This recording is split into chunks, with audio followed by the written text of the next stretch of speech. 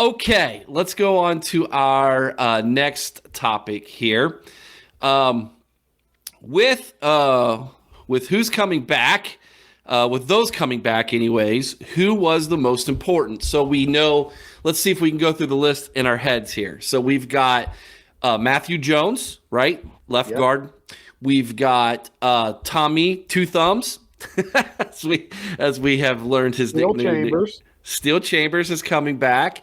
The Cade. two linebackers. You got Cade Stover, the tight end. He is coming back. So those are the four for sure that are coming back. Xavier Johnson, I guess you could throw him in there as well as the Swiss Army knife. So the question is, out of those guys that we know who are coming back, obviously if CJ comes back, he trumps all of this. Yes. But for those guys who are coming back, who is the most important and why?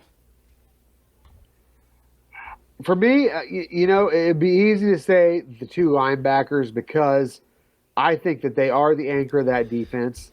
But for me, I think it's got to be Matthew Jones. We have an offensive line that's going to be, at least three new starters on that line next year because we're losing both tackles and we're losing Whippler to the draft. So I think that Jones coming back is important as far as adding stability to that line, adding leadership to that line. And I think that's going to be critical, whether it's CJ or Kyle McCord behind center. We need to have that stability on the line. Yes. Yes, we do. My answer is personally going to be Tommy Two Thumbs and Yeah. Kate Stover. I think they're Cade one is huge. they're one and the same. Our inability to pick up that tight end and the transfer portal, I thought was big. We saw how bad that affected our offense with Cade Stover out of it. And I know Cade Stover's gotten some heat from some people, and I don't understand why. He had one of the best seasons by a tight end that I can remember since Ricky Dudley? Yeah. And this is what it comes down to. He had some rough spots in the game against that team up north, Eric. And that is what it comes down to. That's where the criticism comes from. Because 99% of the snaps this guy took this year, man, he was good. He was real good. He did have some flaws against that team up north, and I think that is where the criticism comes from. Because as you know, as a Buckeye fan, Eric, there are two things that have to happen every year, like we've talked about all along. You have to beat that team up north, and you have to win your bowl game. Yeah. So I think he did his part to win the bowl game right up to the point where he was injured.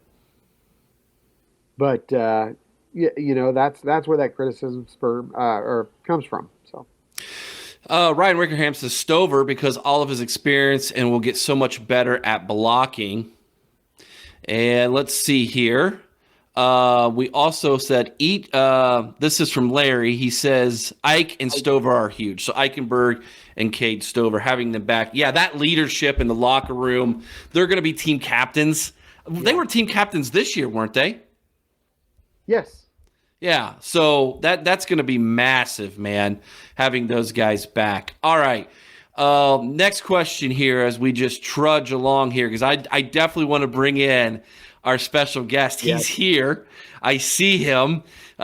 So I cannot wait to get Mike Wargo in here. Although, Mike, you might want to turn your camera the other direction. You're sideways right now, buddy.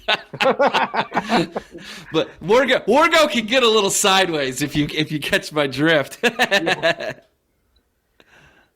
Okay. So we'll bring him on in just a second, guys. But let's go to our next topic here.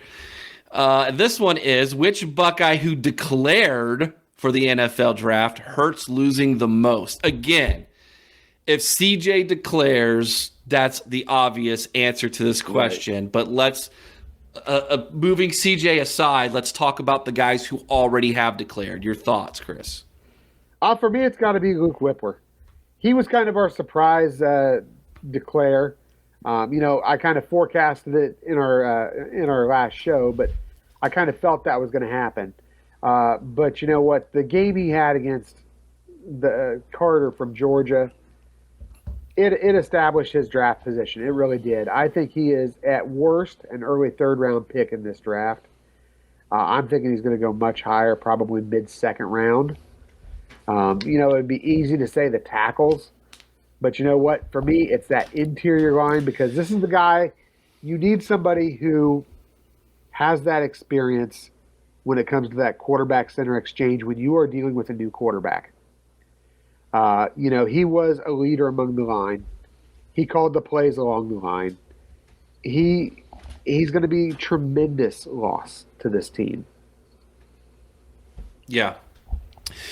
Ryan Wickerham says Paris Johnson Jr. Obviously, you mentioned it, Chris. The tackles are losing. The tackles are big. Big DeJuan Jones, Paris Johnson Jr. But we expected them to go. Yes. DeJuan was a senior. He could have taken that COVID year and come back if he wanted to as a fifth-year senior. He decided he's going to go to the NFL. Paris Johnson Jr. was a true junior. So he is leaving early. He was the number one recruit, five-star recruit from Ohio 3 years ago.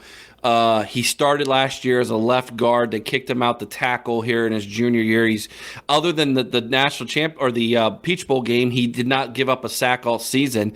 Interesting to note, DeJuan never did give up a sack all season, although DeJuan had a lot of false starts this year. So he's got to clean that up if he's going to be successful in the NFL. Both of them, I think, are going to go pretty high in the NFL draft. I think Paris Johnson's a first rounder. Yeah.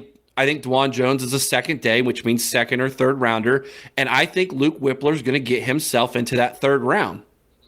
Well, I'll tell you what. I think all three of these guys go in the top 2 rounds. Really? You think Whippler can? Okay. I think Whippler is going to go late second round. Okay, because I've heard people say there's a chance he sneaks in to the end of the first round. I don't think that high. Well, again, these guys in the NFL, the scouts, they're going to look at that game against Georgia. And that's what they're going to focus on because this is when he was playing his highest level of competition all year. Right. And he did himself a real service having that kind of game against a guy who, like we said, very well could be one of the top 3 picks in the draft in Jalen Carter. He looked really strong. The entire line, and like I said, he was a leader among that line. The offensive line looked really strong for the most part in that entire game. Yeah. So I think that's going to go a long way, and I do think that I don't see him as a first rounder, but I do think he gets into the second. The secondary is interesting. You lose Hickman. He did not have the same year this year as he did last year. Well, that's because our linebackers played this year. This is true. And that I don't know if the scheme in Jim Knowles' defense just didn't suit him well. Here's another interesting thing. Tanner McAllister did not play as well this year as he did at Oklahoma State last year as a junior. I thought that was interesting this year. He's going as well. So I'm with you. I think losing and here's Jackson Smith and the Jigba. It's like we lost him a year ago. Right. So that one's hard to say as well. So and again, as far as the offensive line goes, we expected to lose those tackles. We already know Donovan Johnson's going to get kicked out the same way that Johnson did last year. Right. I mean, we've got a plan there already. Yeah, and here in a week or two, we're going to tackle the offensive line because that's probably one of the biggest question marks going into the spring is how we're going to piece this thing together, because you have a lot. Matthew Jones was recruited as a center. Yeah, and I think he goes to center. And he will be a 6th-year senior, and that is, you cannot break in. Aaron mentioned it last week. Breaking in a new quarterback and a new center is not a good idea. No. So kicking him the center might be the play here, which means that we're gonna have 2 guard positions open up, and then there's a lot of talk that they're going to go to the transfer portal in the spring to find their other tackle. We'll see. There's been a lot of discussion out there that if Ohio State makes it public and makes it known, hey, we got to open starting tackle position, there's going to be somebody who's going to jump in the portal that you weren't anticipating to come play tackle at Ohio State. So we'll see about that. All right, let's go and take a look at your comments here real fast. See if anybody else has anything else. What Ryan says: Paris Johnson Jr., Larry Daniels. Let's see what this one is here. He says definitely success is measured by playing against that team up north. Yes, it is. It is. Which is why if CJ does come back, maybe he gets to rewrite that. Maybe that's a part of this. I don't know. We shall see.